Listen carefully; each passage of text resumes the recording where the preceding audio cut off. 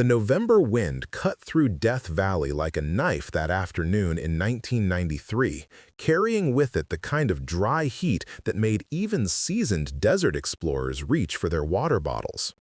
Three Toyota 4Runners sat parked at the edge of Racetrack Playa, their engines ticking as they cooled in the shadow of the grandstand, that mysterious island of rock rising from the ancient lakebed.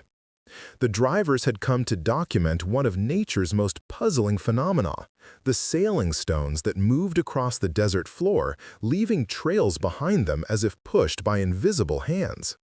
Before we begin the story, let us know in the comments which city you're watching from. We're really curious where you're tuning in from. And don't forget to subscribe to the channel and leave a rating. Tyler Morrison checked his Casio G-Shock for the third time in as many minutes. 2:15 p.m. They should have been here by now.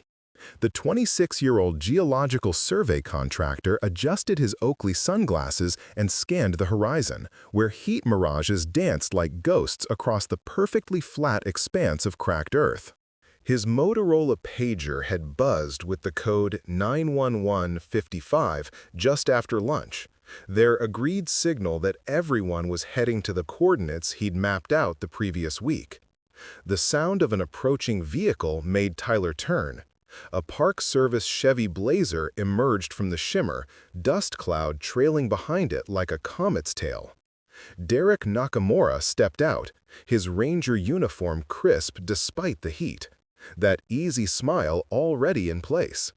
At 27, Derek had the kind of presence that made people trust him instantly. Something about the way he carried himself, confident but not cocky, helpful but never overbearing. "Morrison, you actually made it out here," Derek called out, slamming his door. The sound echoed across the playa like a gunshot. "Thought maybe you'd gotten lost trying to follow that fancy new GPS unit of yours." Tyler forced a laugh. "The Garmin 45 doesn't lie, Derek. Accurate to within 15 meters. He patted the device clipped to his belt, right next to his pager. "This is going to revolutionize desert navigation.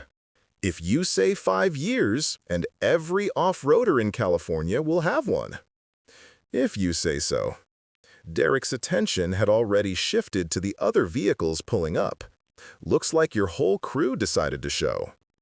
Chad Brennan's lifted Toyota came first, Metallica's Enter Sandman blasting from the Pioneer speakers until he killed the engine. Chad had always been the loud one in their partnership, the salesman to Tyler's engineer. At 28, he had the kind of aggressive energy that worked well in Silicon Valley pitch meetings, but felt out of place in the desert's ancient silence. His USC baseball cap was already stained with sweat. "Tyler, my man!" Chad bounded over, his hiking boots crunching on the salt-crusted ground. "This better be worth the drive. I had to cancel a meeting with those venture capital guys from Menlo Park." Before Tyler could respond, the third vehicle arrived, a dusty white 4Runner with Nevada plates. Jessica Caldwell emerged slowly, as if the desert heat was something to be negotiated with rather than endured. She'd changed since their breakup 6 months ago. Her blonde hair was shorter now, and there was something different about her eyes, a hardness that hadn't been there when they'd spent weekends exploring abandoned lines together. "Jessica," Tyler kept his voice neutral. Chad invited me." She didn't look at Tyler as she spoke, instead focusing on pulling her Nikon from the passenger seat. "Said you'd found something interesting about the moving rocks, thought I'd document it for my geology thesis." The air between them crackled with more than desert heat. Derek stepped forward, ever the peacemaker. "Well, the more the merrier, right? Though I should remind you all that technically this area requires special permits for research activities." "Come on, Derek," Chad slapped the Ranger on the back. "We're just taking some pictures. No harm in that, right?" Derek's smile never wavered, but Tyler noticed how his hand moved unconsciously to the radio on his belt. "Just make sure you stick to the designated areas. This place has a way of swallowing people up if they're not careful." Tyler pulled out a folded topographical map, the paper already soft from handling. Red X marks dotted the surface, each one numbered and dated. I've been tracking the stone's movements for 6 months now. Look at this. Stone number 7 moved 43 meters between August and October. But here's the weird part. He pointed to a cluster of marks near the northern edge of the playa. This area shows no movement at all, like something's blocking the wind patterns. Jessica leaned in to look, and Tyler caught a whiff of her perfume, the same vanilla scent she'd worn in college. On her wrist, a thin gold bracelet caught the sunlight, one he didn't recognize. That's near the old borax mining claims, isn't it? Mining? Chad's interest sharpened. Nobody mentioned anything about mining. Derek shifted his weight, boots scraping against the ground. There were some operations back in the early 1900s, all abandoned now, of course. Most of the shafts were sealed in the 70s, environmental regulations. Tyler noticed Derek's hand was still on his radio. Actually, my GPS readings show some interesting magnetic anomalies in that area. Could be old equipment interfering with. Jesus, Tyler, enough with the technical talk. Chad pulled out a silver flask from his cargo shorts, Jack Daniels, his drink of choice since their Stanford days. We drove 3 hours into the middle of nowhere. Let's go see these magic rocks already. The group began walking across the playa, their boots leaving prints in the thin layer of dust that covered the hexagonal mud cracks. The silence was absolute, broken only by the crunch of their steps and the distant cry of a raven. The sailing stones sat scattered across the lake bed, some as small as hockey pucks, others the size of microwave ovens.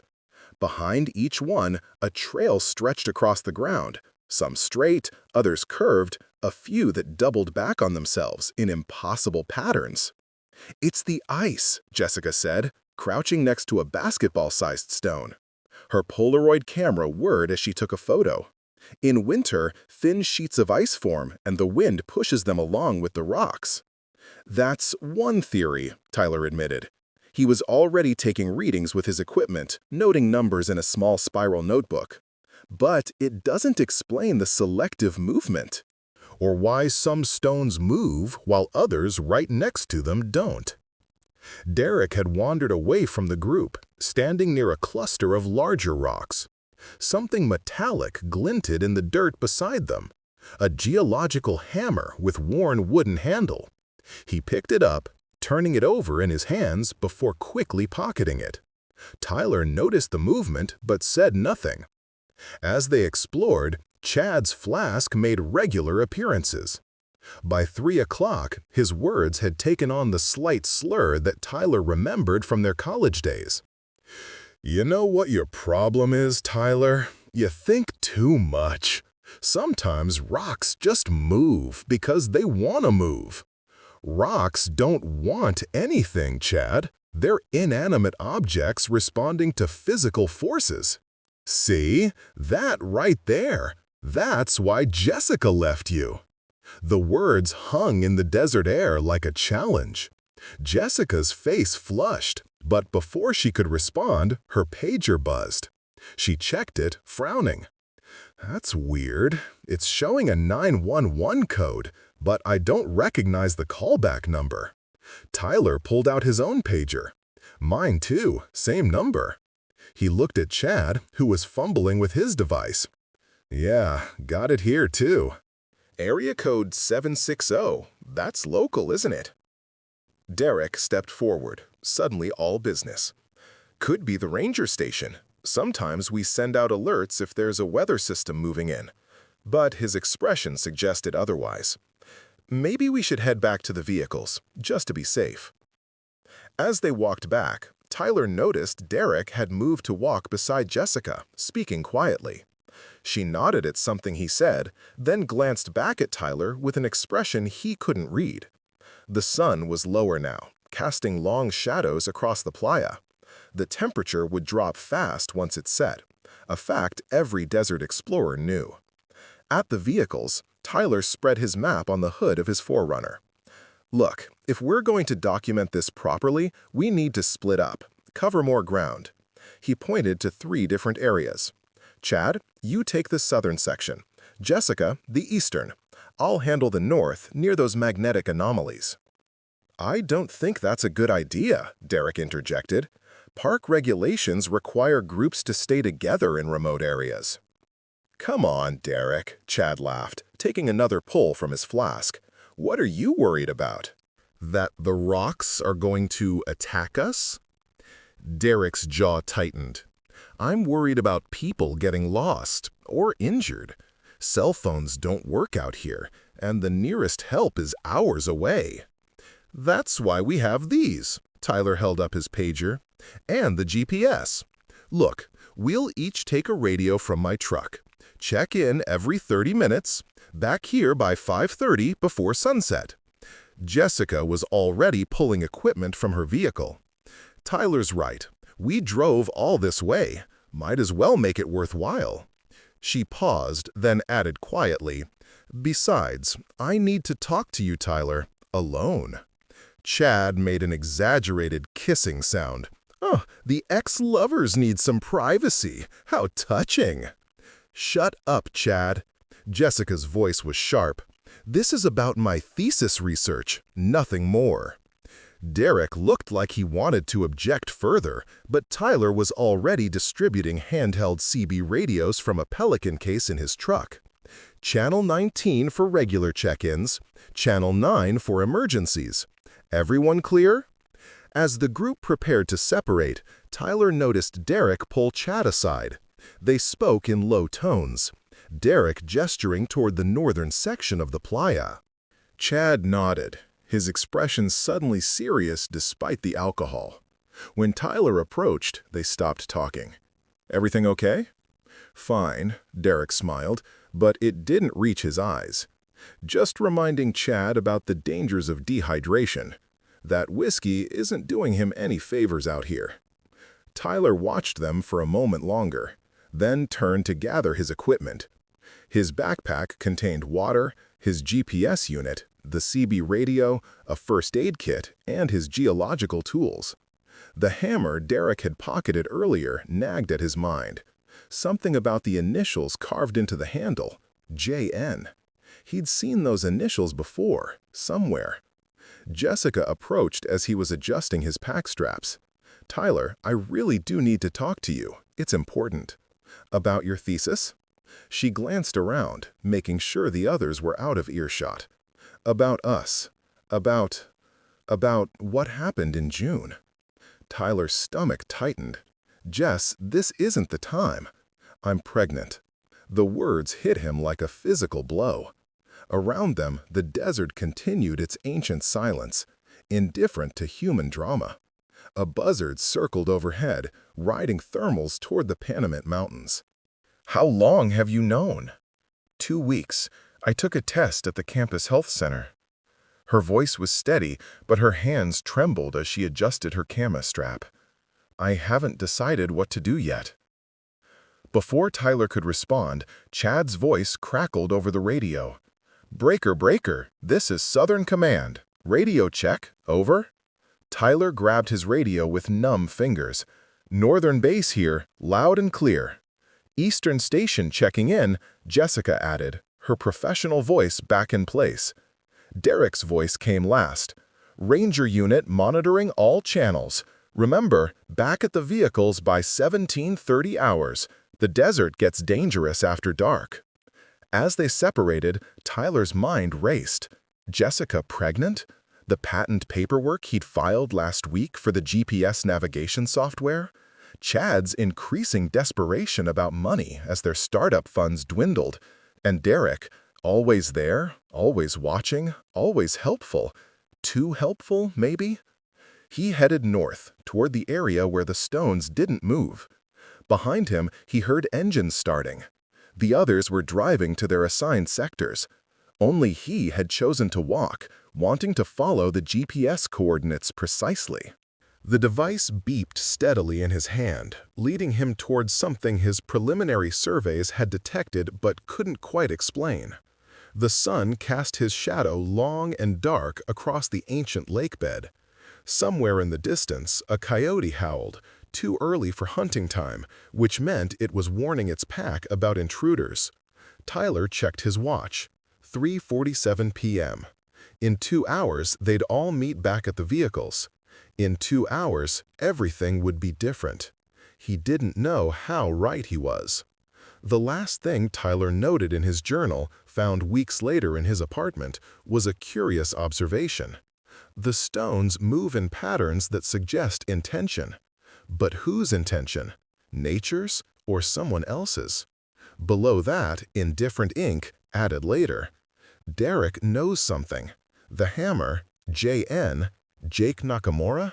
Check mining claims 1968 to 1975.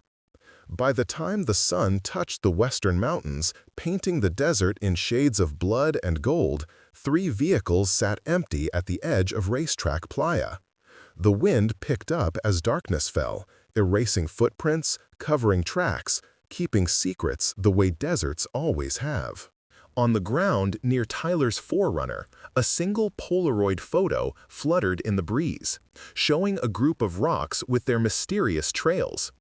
In the corner of the image, barely visible, was something that didn't belong, a geometric shape, too regular to be natural, partially hidden behind the largest stone.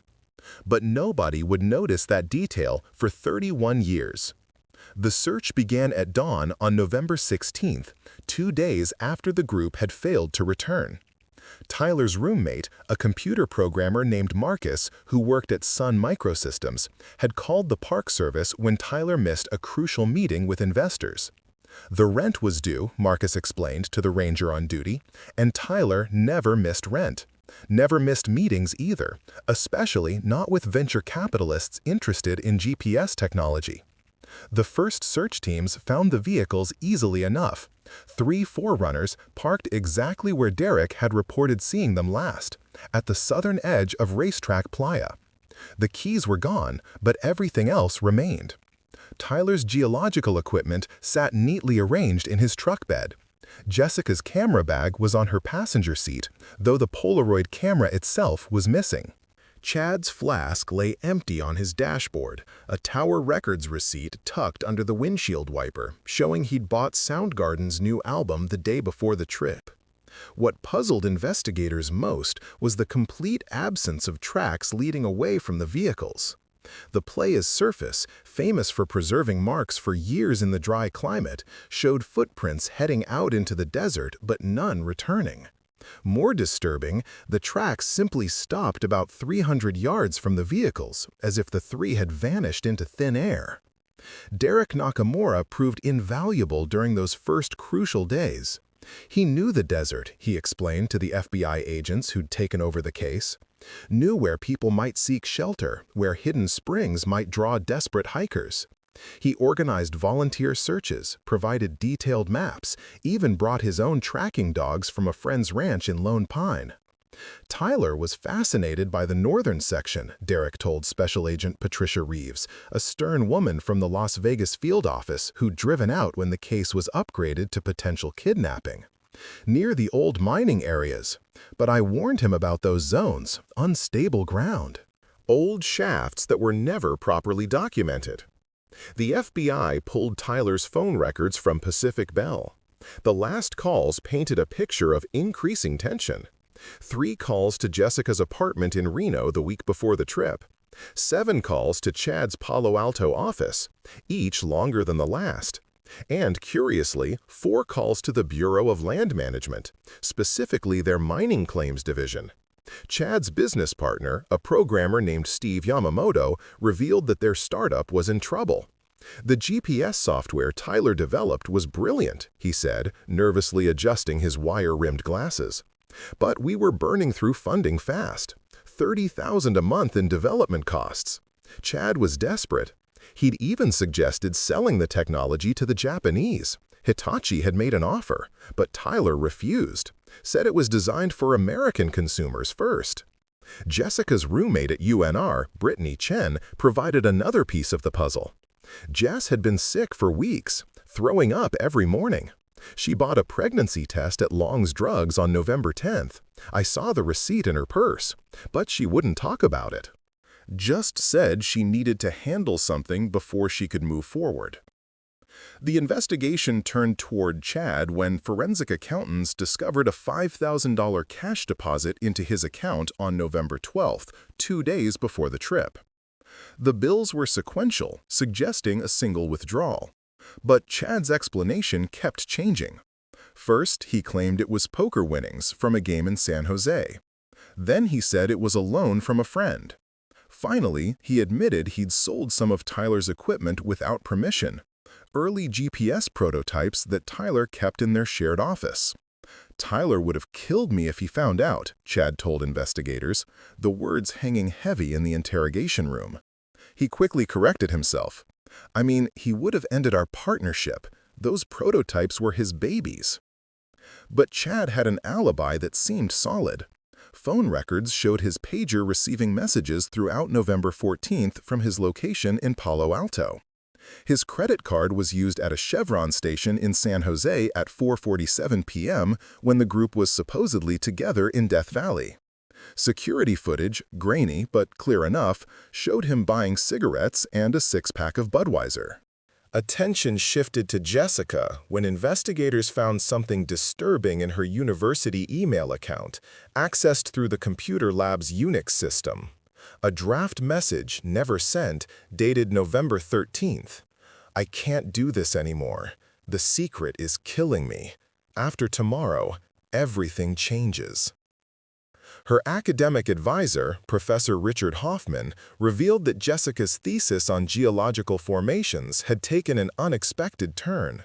She'd become obsessed with historical mining claims in Death Valley, spent hours in the archives, pulling land records from the 1960s and 70s. Said she'd found discrepancies, claims that were supposedly abandoned but showed signs of recent activity. Derek, meanwhile, continued to help. He provided detailed reports of his movements that day, backed up by radio logs from the ranger station. He'd been on duty, he explained, patrolling the southern section of the park.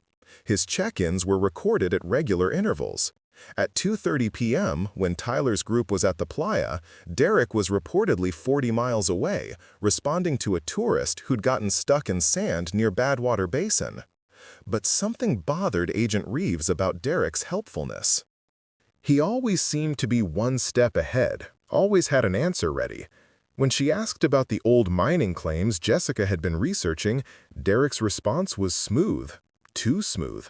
Those records are a mess, he said, leaning back in his chair at the ranger station, a cup of coffee cooling between his hands. Half the claims from the 60s were never properly filed. My father's generation, they did things differently. Less paperwork, more handshake deals. Your father worked in mining? Reeves asked. Derek's pause was almost imperceptible. Briefly, Jake Nakamura tried his hand at borax mining in the late 60s, but it didn't pan out. Died when I was 12. Heart attack. The investigation team found no death certificate for Jake Nakamura in California records for the years Derek indicated. They did find a Jake Nakamura who'd filed 17 mining claims between 1968 and 1975, all in the Death Valley region. More interesting, those claims had never been officially abandoned. Under obscure mining law, they could still be active if someone had been maintaining them, paying the annual fees through a trust or shell company. November turned to December. The case grew cold as the desert winter. Search teams had covered hundreds of square miles. The Army brought in heat-sensing equipment. Psychics called in with visions. America's Most Wanted ran a segment that generated dozens of false leads but no real answers. Then, 2 weeks before Christmas, a breakthrough came from an unexpected source. A trucker named Bill Hawkins called the FBI hotline. He'd been reviewing his old logs for tax purposes and noticed something. On November 14th, he'd been driving State Route 190 through Death Valley, and his CB radio had picked up strange chatter. Channel 9, the emergency channel, Hawkins explained, his gravelly voice recorded on the FBI tape. Heard someone say, package secured, heading to Site 7. Military-sounding talk, but there's no military base out there. Then another voice said, negative, too much exposure, use the alternate. That second voice, young guy, trying to sound official, like he was playing Army. The FBI pulled radio logs from every agency operating in Death Valley that day: Park Service, BLM, California Highway Patrol. No one had used Channel 9 at that time. But the transmission had been powerful enough to reach Hawkins' truck 15 miles away, suggesting a non-standard radio, possibly modified for extra range. Investigators returned to the vehicles with new technology, ground-penetrating radar units borrowed from an oil exploration company. The results were disturbing. Beneath the spot where the footprints ended, the radar showed what appeared to be a large void about 12 feet down. Not natural, too regular, too rectangular, like a chamber or tunnel. Derek was brought in for questioning again. This time, Agent Reeves noticed he was sweating despite the December cold. His story began to show cracks. The tourist he'd helped at Badwater Basin? No record of anyone filing a report. The radio logs showing his check-ins? All verbal, all confirmed by the same dispatcher, a recent hire named Tommy Martinez, who'd mysteriously quit and moved to Mexico 2 weeks after the disappearances. "I want to help," Derek insisted, his hands flat on the metal interrogation table. "Those were good people. Tyler especially. Brilliant guy. His GPS work could have revolutionized desert safety." Reeves pulled out a plastic evidence bag. Inside was the geological hammer found at Tyler's apartment during a second search. Recognize this? Derek barely glanced at it. Geological hammer, pretty common tool. Look closer, the initials on the handle. This time, Derek did look, and his face went pale. "Where did you find this?" "Why don't you tell us about your father, Derek, about Jake Nakamura's mining operation?" Derek asked for a lawyer. The investigation intensified. Financial forensics revealed that someone had been paying fees on the old Nakamura mining claims through a company called Desert Holdings LLC, registered in Nevada. The payments, exactly $100 per claim per year, had been made faithfully since 1976, the year after Jake Nakamura supposedly died. More damning, satellite photos from 1993, recently declassified from a military weather monitoring program, showed unusual activity in the northern section of Racetrack Playa on November 13th, the day before the disappearances. Dark spots that looked like vehicle tracks, appearing and disappearing in patterns that suggested underground access points. The resolution wasn't good enough to identify specific vehicles, but the timing was suspicious. Jessica's thesis research, recovered from backup tapes at the university computer lab, revealed she'd discovered something significant. In her notes, she'd written, "Cross-referenced claims with geological surveys. Impossible borax concentrations reported at sites 5 to 7, either falsified to maintain claims or something else being mined. Need ground verification." The FBI brought in mining experts. What they found in the historical records was troubling.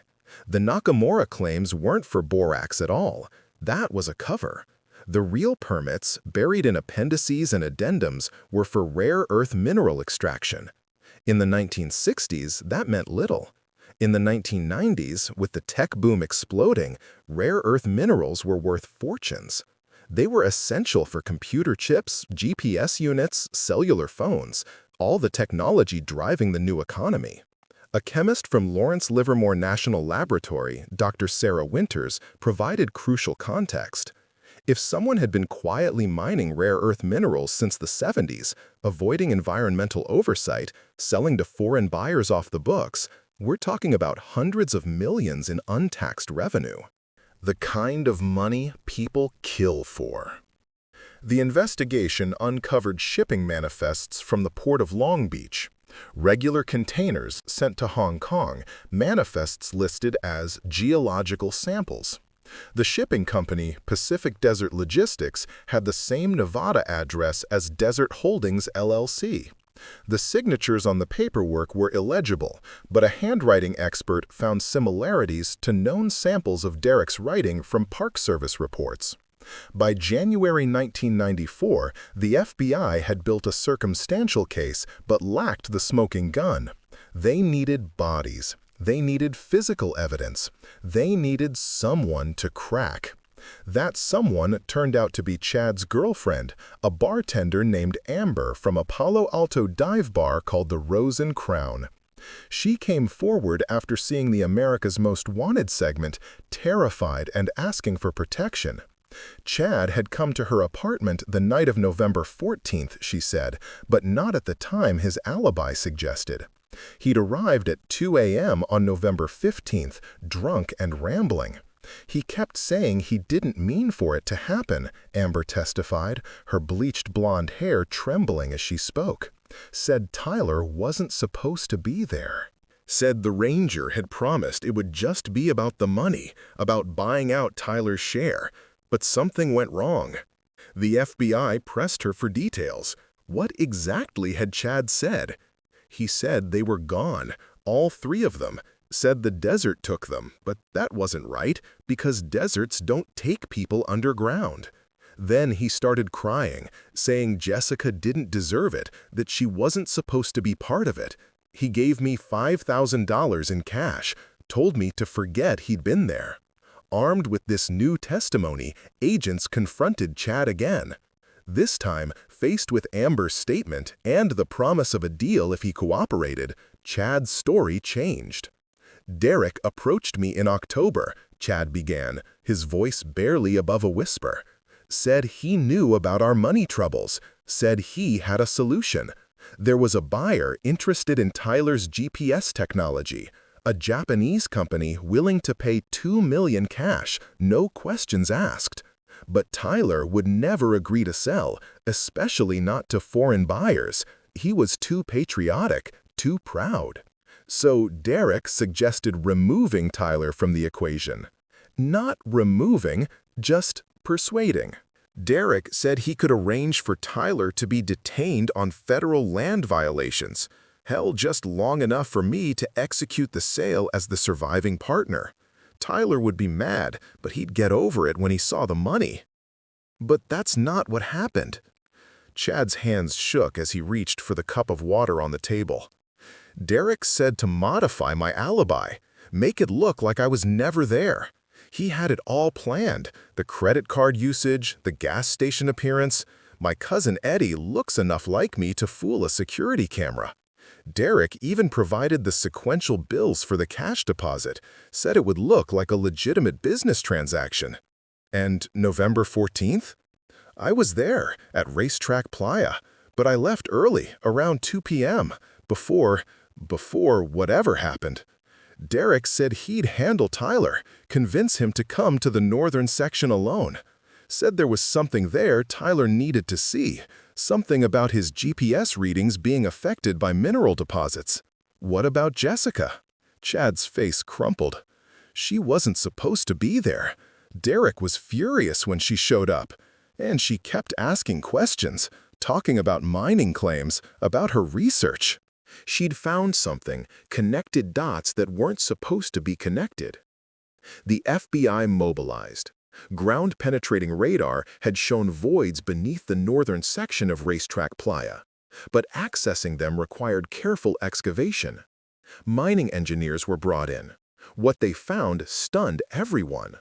A sophisticated underground operation, modern mining equipment that had no business being there. Tunnels extending for miles, some natural lava tubes, others clearly excavated. And in a sealed chamber, accessed through a camouflaged entrance hidden among the sailing stones, they found evidence of what had happened on November 14, 1993.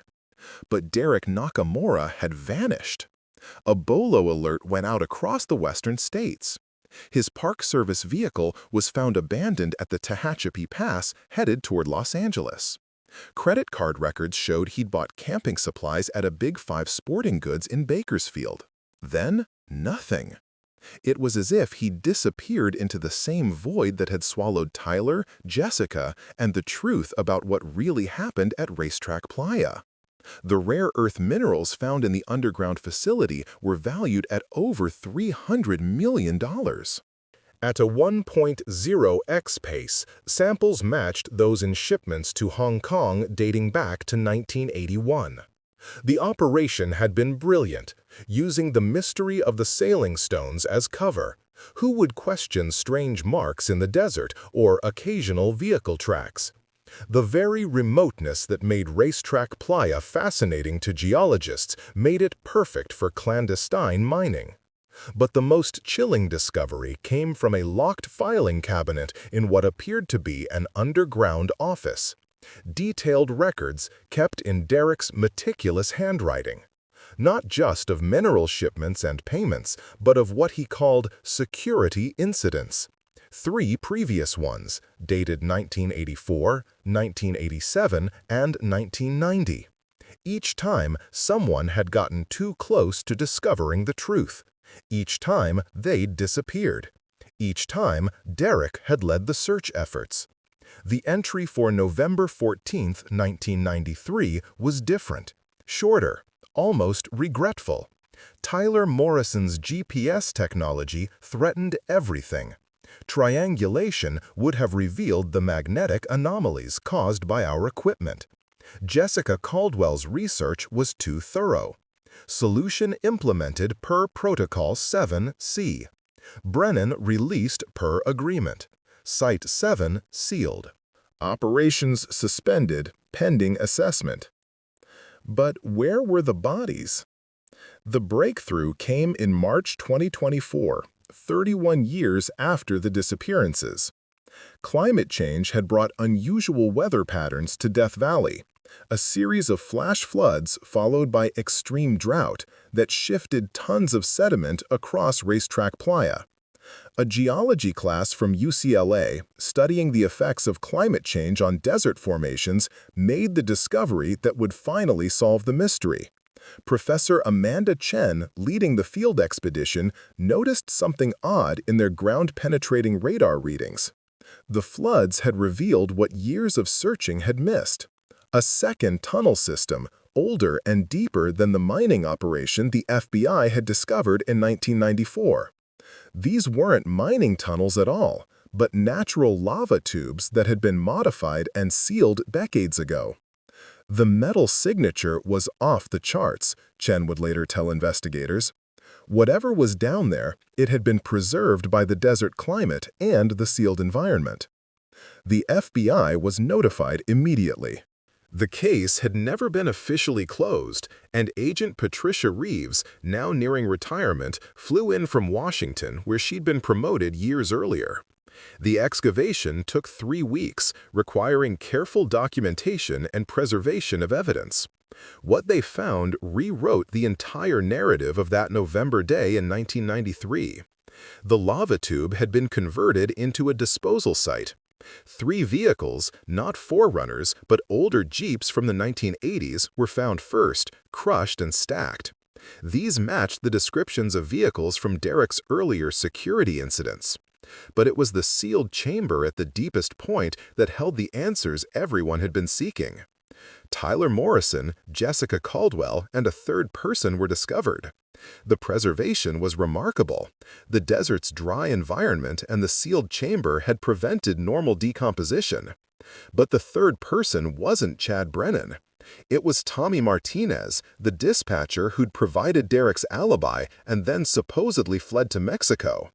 The truth, when finally assembled, was more complex than anyone had imagined. Derek Nakamura hadn't acted alone. His father, Jake, hadn't died in the 1970s. That was a carefully constructed fiction. Jake Nakamura had discovered the rare earth mineral deposits in 1968 while supposedly mining for borax. Understanding their future value, he'd faked his death and continued operating through his son, who joined the Park Service specifically to provide cover for the operation. The real Jake Nakamura had lived until 1991, dying of actual heart failure at age 73 in the underground facility he'd called home for 20 years. Derek had inherited not just the mining operation, but the responsibility of keeping it secret and the willingness to eliminate threats. Tommy Martinez hadn't been a recent hire at all. He was Derek's cousin, brought in specifically to provide alibis and false radio confirmations. The plan for November 14th had been elegant in its simplicity. Use Chad's financial desperation to create a false narrative, eliminate Tyler and Jessica who'd gotten too close to the truth, and frame Chad for their disappearances if necessary. But something had gone wrong in those final moments at Racetrack Playa. A digital restoration team from Caltech managed to recover data from Tyler's damaged GPS unit found with his remains. The last recorded coordinates showed he'd discovered the primary entrance to the underground facility, hidden beneath a formation of sailing stones that never moved because they were anchored to camouflaged metal doors. Jessica's Polaroid camera, also recovered, held a final photograph. The image, faded but recoverable, showed Derek standing next to an open shaft, but his expression wasn't threatening, it was panicked. In the background, barely visible, was another figure, Tommy Martinez, holding what appeared to be a shotgun.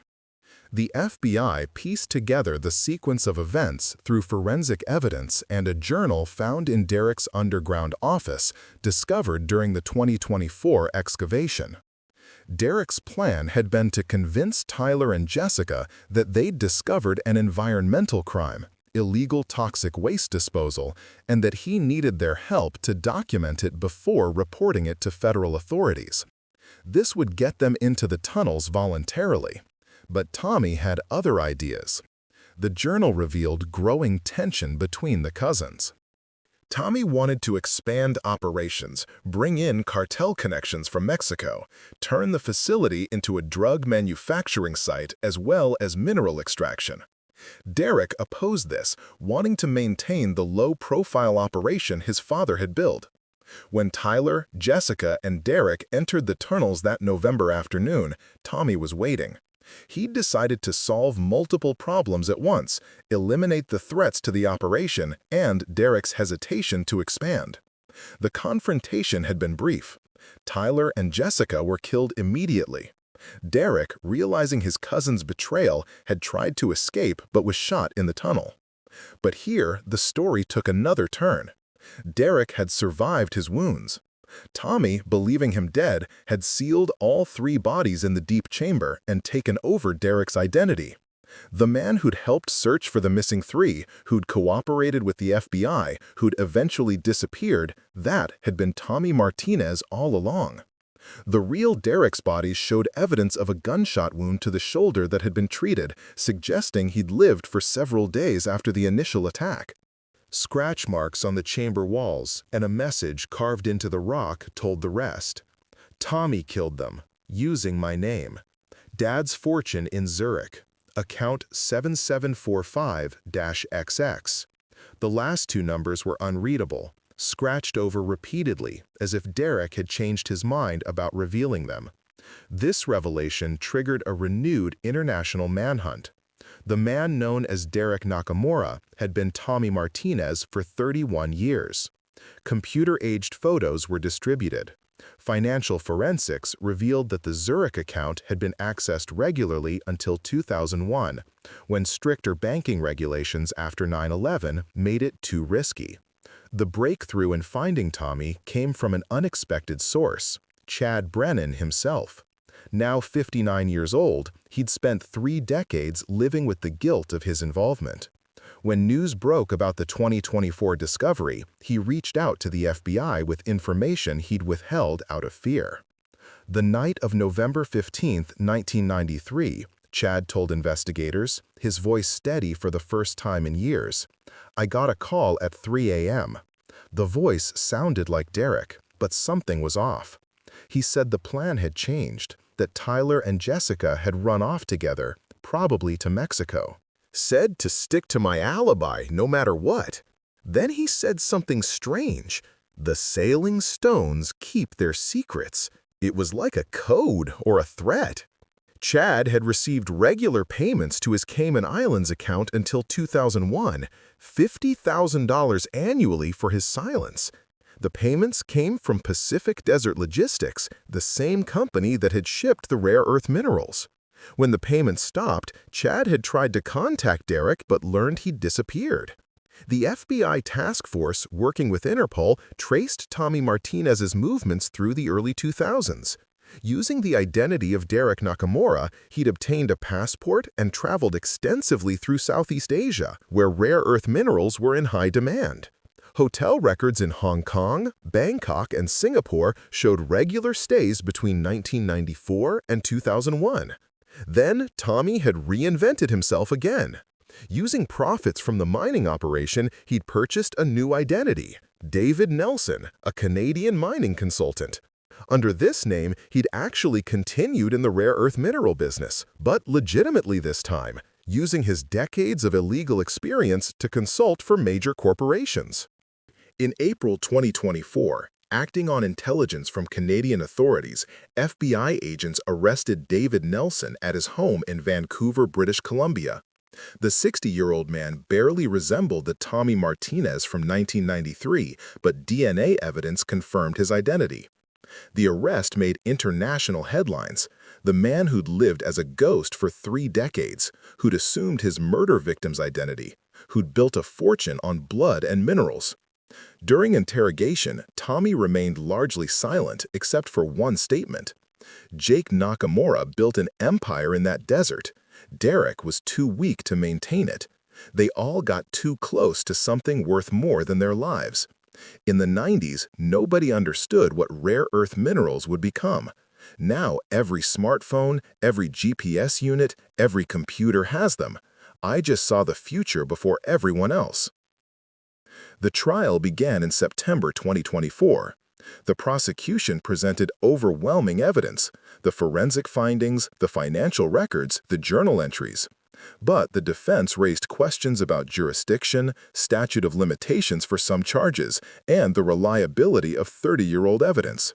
The key testimony came from an unexpected witness, Jake Nakamura's real daughter, Derek's sister, Michiko Nakamura Foster.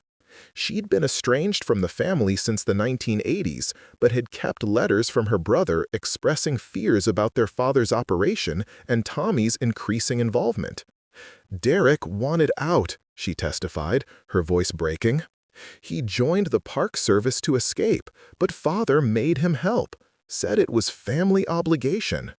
The last letter I got from Derek, dated November 1st, 1993, said he was going to shut it all down after one more year. He wanted to start fresh, maybe teach geology at a community college. The jury deliberated for 6 days. On October 15, 2024, exactly 30 years and 11 months after the murders, they returned guilty verdicts on all counts. 3 counts of first-degree murder for Tyler Morrison, Jessica Caldwell, and Derek Nakamura, plus charges for conspiracy, fraud, and operating an illegal mining operation. Tommy Martinez, still insisting on being called David Nelson, was sentenced to life without parole. During sentencing, he showed no emotion as family members of the victims gave impact statements.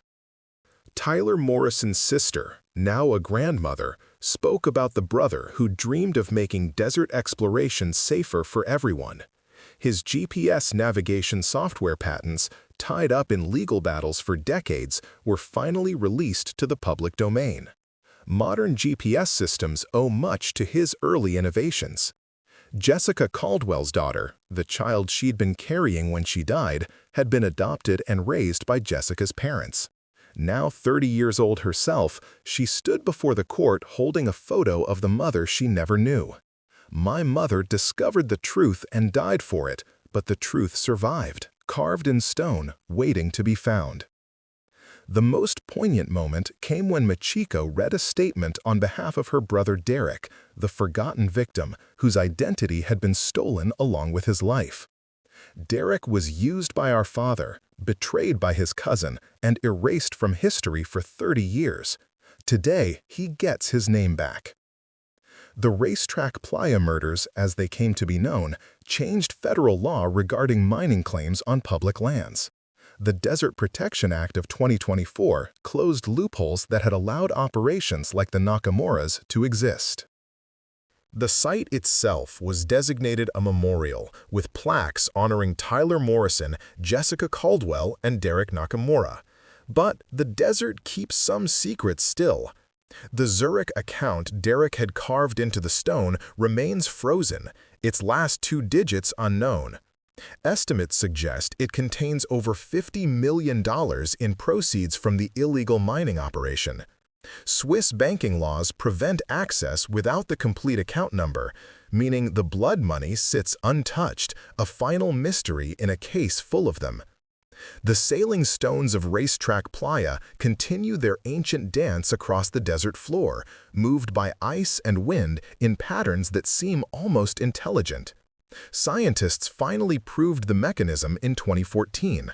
Thin sheets of ice that form on cold nights pushed by light winds carrying the rocks along. But locals say that on certain nights, when the wind is just right, you can hear something else in the desert.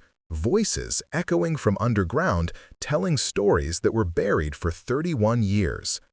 Chad Brennan died in 2025, 6 months after the trial ended. His obituary mentioned his early work in GPS technology, but nothing about Racetrack Playa.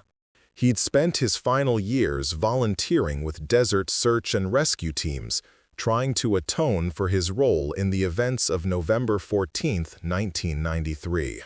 Tommy Martinez died in federal prison in 2026, taking with him any remaining secrets about the full extent of the mining operation and whether others had been involved.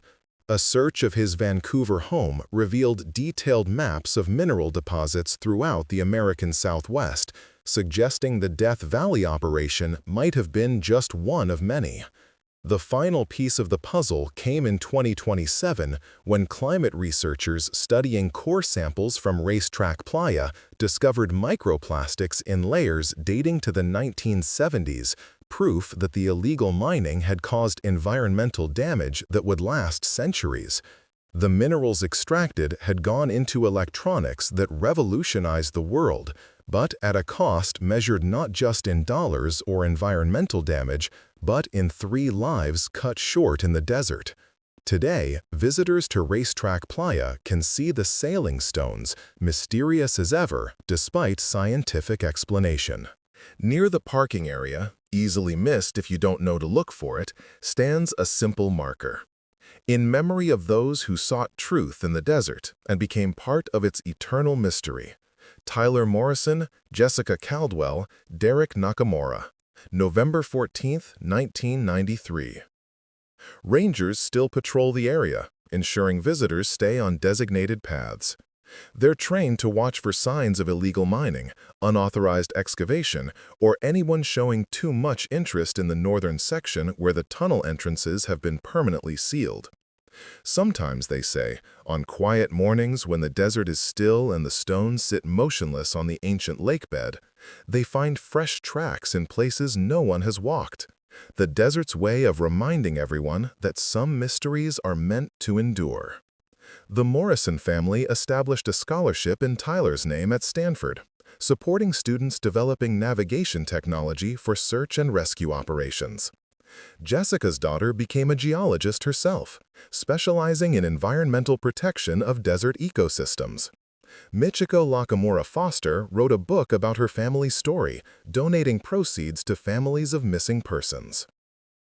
As for the sailing stones themselves, they continue their patient journeys across Racetrack Playa, some moving dozens of meters in a single winter, others sitting motionless for decades. Scientists say they understand the mechanism now: ice, wind, the perfect combination of conditions.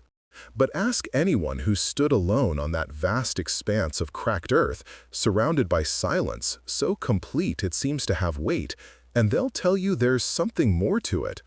The stones move because they must, carrying their secrets across the desert floor, writing messages in trails that last for years before the wind erases them. And sometimes, just sometimes, those trails spell out patterns that look almost like letters, like words, like warnings or confessions written by the desert itself, remembering everything it has seen and everyone it has claimed. The case file for the Racetrack Playa murders officially closed in 2027, but copies remain in FBI archives, studied by new agents learning about cold cases and the persistence required to solve them. And sometimes, just sometimes, those trails spell out patterns that look almost like letters, like words, like warnings, or confessions, written by the desert itself, remembering everything it has seen and everyone it has claimed. A note attached to the file, written by the now retired Agent Patricia Reeves, serves as both a summary and a warning. In the desert, preservation is perfect and secrets patient. What the earth swallows, it eventually returns. 3 people died from minerals worth millions, but the real treasure was truth, buried 31 years in stone and silence, waiting for the right moment to surface. The Racetrack Playa continues to draw visitors from around the world, people coming to see the sailing stones and ponder their mystery. Most leave satisfied with the scientific explanation, but a few, those who arrive at dawn or stay past sunset, who stand where Tyler Morrison made his final GPS reading, who look north toward the sealed tunnels where an empire of minerals and murder once thrived, they understand that some places hold their secrets close, releasing them only when the time is right, when the desert itself decides that the dead have waited long enough for justice. And in Death Valley, where summer temperatures can kill in hours and winter nights freeze exposed water in minutes, where the land itself seems hostile to human presence, the desert always decides. It decided to keep Tyler, Jessica, and Derek for 31 years. It decided when to reveal them. And somewhere in its vast expanse of salt and stone, it holds other secrets still, waiting for the next flash flood, the next shifted stone, the next group of investigators willing to look beyond the obvious and into the shadows where truth hides. The sailing stones of Racetrack Playa move on, indifferent to human tragedy, following forces that science has explained but never quite tamed.